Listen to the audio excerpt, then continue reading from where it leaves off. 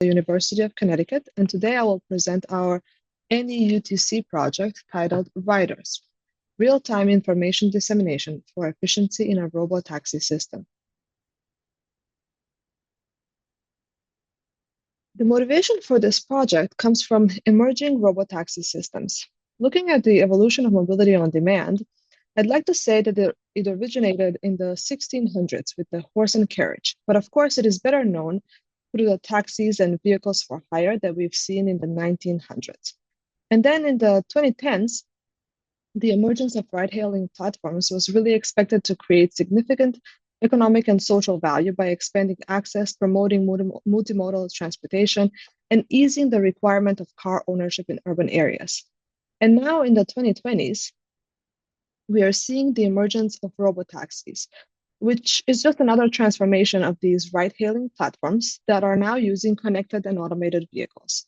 In the literature, these systems are often referred to as shared use autonomous mobility services, or SAMs.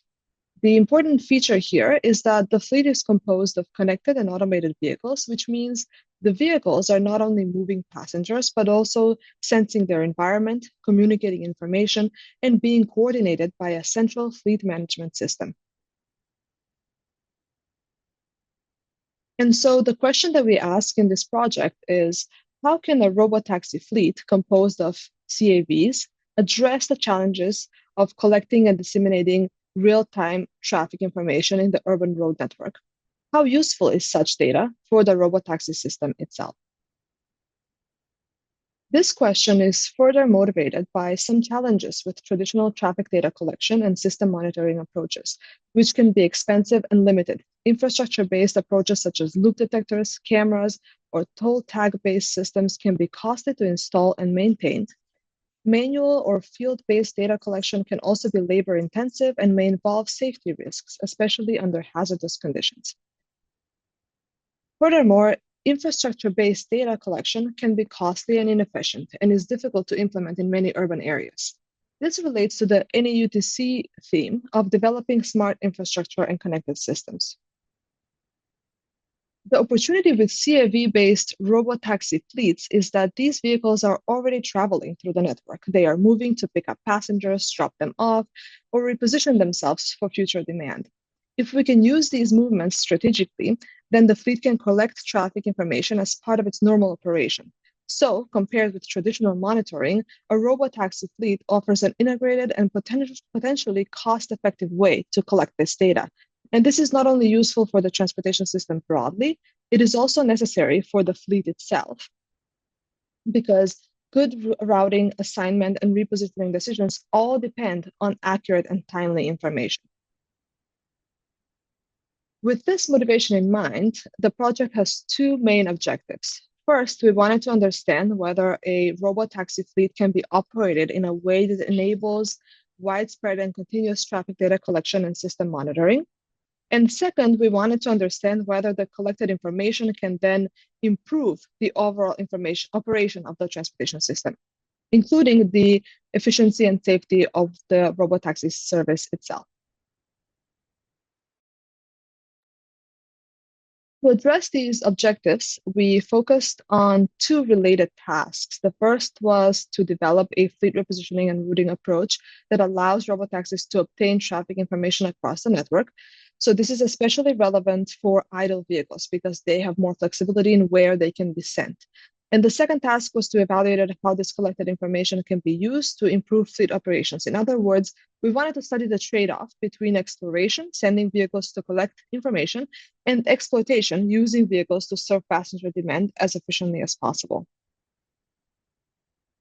To get more specific on these research tasks, the first task is robotaxi fleet repositioning. So when vehicles are idle, as I mentioned, we can relocate them to areas where future demand is expected. And in this project, we extend that idea by asking whether repositioning can also help collect traffic data in parts of the network that have not been observed recently. So we create a routing algorithm that prioritizes information gain on such routes. And we consider the time since a road link has been last surveyed, factoring into that decision. The second task is to evaluate the effect of this information collection. So once vehicles collect such updated traffic information, that information can be used to support assignment, routing, and repositioning decisions of the fleet itself. And so we also examine how fleet size affects this process, because a larger fleet may provide more opportunities for network coverage, but may also change service quality and operating efficiency. The examples shown on this slide, road closures and work zone lane closures, illustrate why real-time monitoring can matter. So these are exactly the type of events that can disrupt routing and service quality if the fleet does not know about them quickly and is able to adjust its decisions accordingly.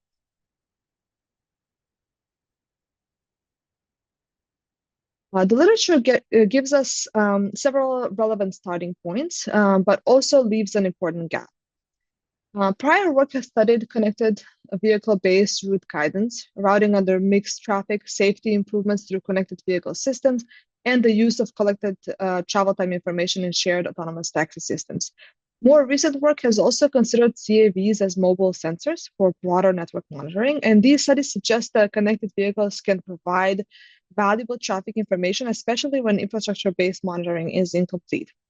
However, for shared autonomous mobility services, there's limited work that integrates CAV connectivity directly into the fleet repositioning and routing decisions. So in particular, there's a lack of operational frameworks that strategically route repositioning vehicles to collect information from less visited or uncertain road segments. And this gap is important because repositioning vehicles are uniquely valuable. They're not carrying passengers, so their routing can be more flexible, but they're still part of the fleet operation. So we cannot route them only for exploration. We need a method that balances information collection with the service performance. This is also the motivation for the framework that we developed in this project. Multi-agent reinforcement learning is attractive because fleet management is inherently a multi-vehicle decision problem. The actions of one vehicle affect the availability, routing, and information coverage of the rest of the fleet. Multi-agent methods can also support collaboration and scalability, but they face some challenges. So they might have some communication overhead and non-stationarity. For this reason, we use a hierarchical reinforcement learning, or HRL structure. HRL is well suited for this problem because fleet operations naturally occur at multiple levels. So at a higher level, the system needs to decide how to distribute the idle vehicles across zones. This is a strategic repositioning decision. And at the lower level, once a vehicle has a destination zone, the system needs to decide which route it should take. So this is where we can incorporate information gained by selecting routes that help update the traffic knowledge. So this proposed approach links zone-level repositioning with route-level information collection. And the goal is to create a fleet that continues to serve passenger demand while also improving the system's understanding of current traffic conditions. So let's go into a little more detail about this HRL framework. As I just mentioned, it consists of two agents. The first is a zone selection agent. So this is the higher level agent, and its role is to allocate idle vehicles to target zones based on demand and fleet distribution. So in practical terms, this agent decides how many idle vehicles should move from one zone to another. The second is the route selection agent. So once a vehicle has been assigned a destination zone, this lower level agent selects a route. Instead of always choosing the shortest path, this agent considers both operational efficiency and the value of collecting information along the route. And the candidate routes are generated in our case using a time-dependent shortest path procedure. We use a time-dependent Dijkstra-Yen procedure to generate multiple feasible candidate paths. And the route agent then selects among these paths based on the learned policy. This structure allows us to separate the decision of where vehicles should go from the decision of how vehicles should get there, while still training the two parts of the system to work together.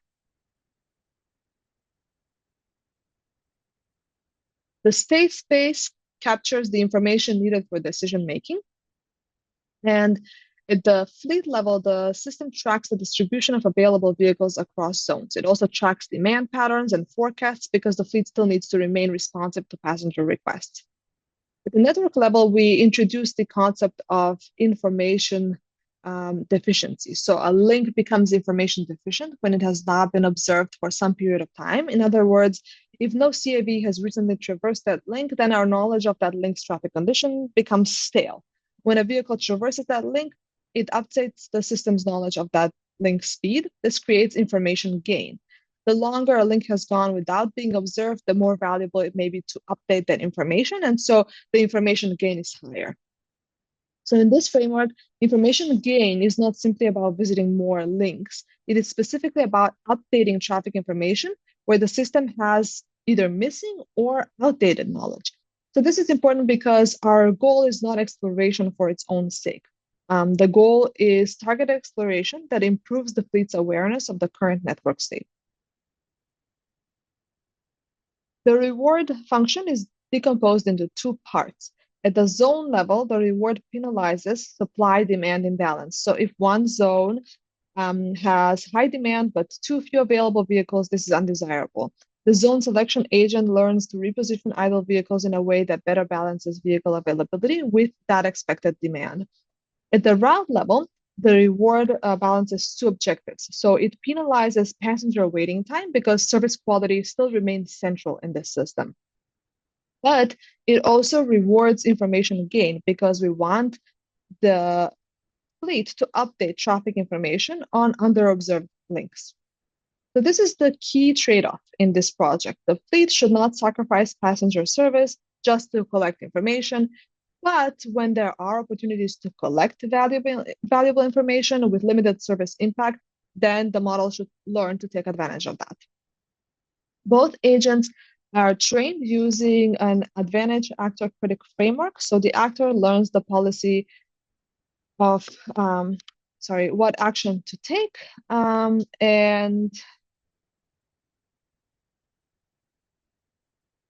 the critic evaluates the expected value of those actions. So this allows the system to learn repositioning and routing policies that improve long-term performance rather than only making myopic decisions at each time step. For the numerical experiments, we use Manhattan as the study area. The road network is represented using a TNTP format dataset from prior work. This is an abstracted Manhattan road network, which includes about 1,300 nodes and over 3,000 links. For demand, we use the New York City yellow taxi trip data from April 2016. So even though this dataset is a little bit older, we specifically chose this older data because it's a little bit more granular and includes more information than actually the more recent data sets that are available. It includes about 9.85 million trip records for Manhattan, including passenger pickup and drop-off locations, date and time, and trip distance. So the pickup and drop-off locations are mapped to the nearest road network nodes so that demand can be represented consistently within the network simulation. And finally, for traffic conditions, we use a synthetic speed data set with link-specific hourly average vehicle speeds.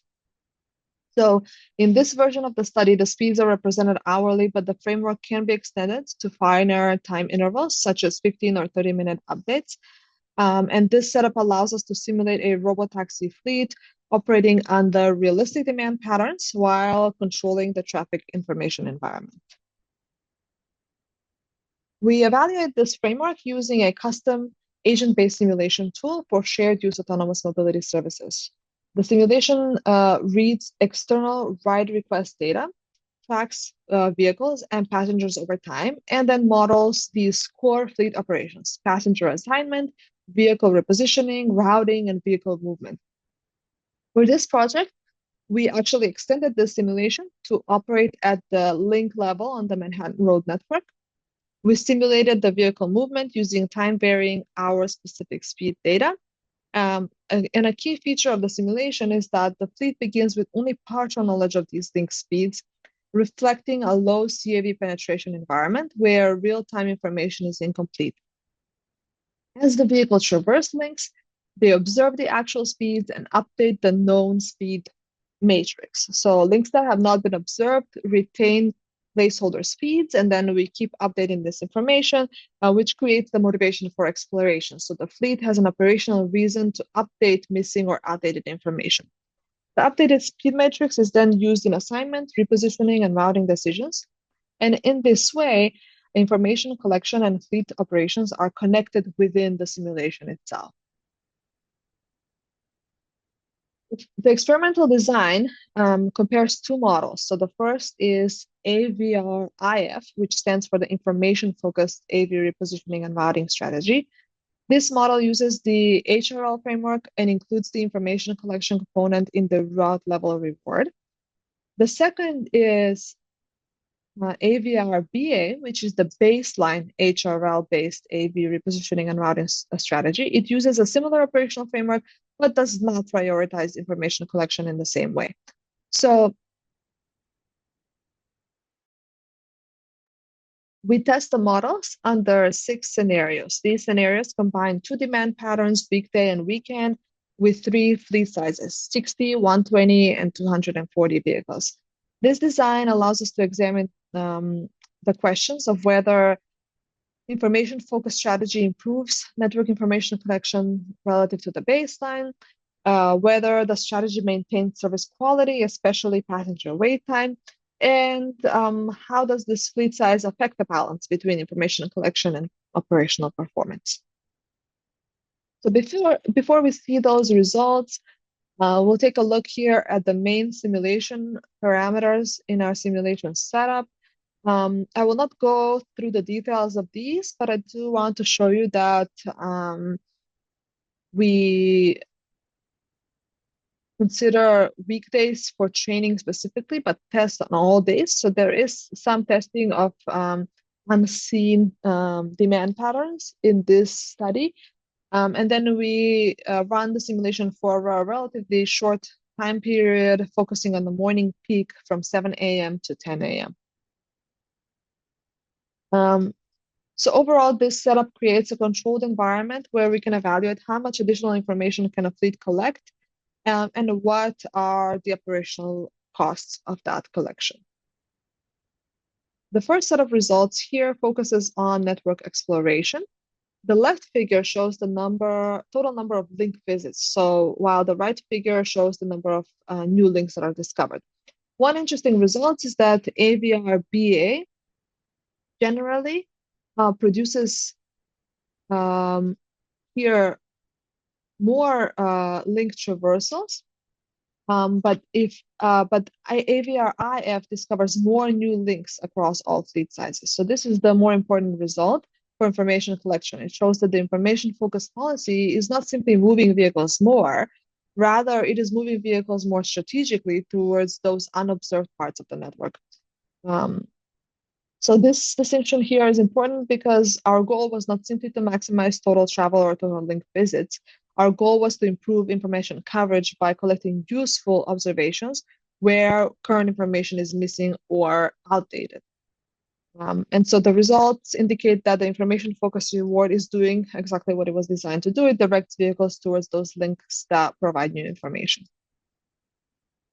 Next, we look at empty vehicle travel. So the results here distinguish between 2 types of empty movement. The first is empty pickup distance, which is the distance a vehicle travels to reach an assigned passenger. Across fleet sizes and demand patterns, here we see very small difference between the 2 AVR approaches. And the second is empty repositioning distance, which is the distance traveled by idle vehicles that are being relocated. Here we see a clearer difference. So AVR-IF generally has higher empty repositioning distance compared to the baseline approach. And then this distance becomes more visible as the fleet size increases. Of course, this result is expected. This is the trade-off that we were looking for. So the information-focused strategy sometimes sends vehicles along routes or towards areas that are valuable for information collection, but they may require more travel. And then this slide shows 2 important system performance measures, the average passenger pickup wait time and the average daily vehicle miles traveled. For the passenger wait time, the main finding is that there isn't much difference between the IF and the BA approach, so the information-focused and the baseline approach. And in some scenarios, IF is even slightly better. But overall, the differences are small. So this is important because it suggests that the fleet collection the fleet can collect this additional information without noticeably degrading passenger service quality. And for VMT, this was partly covered in the previous slides, but the IF approach tends to produce somewhat higher total miles than the BA approach. And again, this is the trade-off that we expected to see and are now able to quantify. So overall, the results show that information collection has a cost, but that cost is limited and does not appear to meaningfully harm passenger wait times. To summarize, this project shows that hierarchical reinforcement learning can enable robotaxi fleets to collect meaningful traffic information while maintaining service performance. The information-focused model, AVR-IF, discovers more new links than the baseline across all tested fleet sizes. This means that the model improves the ability to update network coverage, especially in parts of the network that would otherwise remain underobserved. At the same time, the effect on service quality is minimal. Passenger wait times remain very close to the baseline, and empty pickup distances are also similar. So the main operational cost is an increase in empty repositioning distance and a modest increase in the VMT. So this is expected because the model is intentionally using repositioning movement to support information collection. The broader conclusion is that robotaxi fleets can potentially serve a dual purpose. They can provide mobility service to passengers while also acting as mobile sensors for the transportation systems. So in conclusion, I would also like to acknowledge the research team and project support. This work was conducted with Haimante Bala, a recent PhD graduate at UConn. Her dissertation work documents much of the technical development and results presented here, particularly the information-focused routing framework. And I would also like to acknowledge Archie Huang, postdoctoral researcher who has since left our group, but was also instrumental in conducting this project. And if you have any questions regarding this project or anything I presented here today, you can feel free to reach out to me at this email address. Thank you.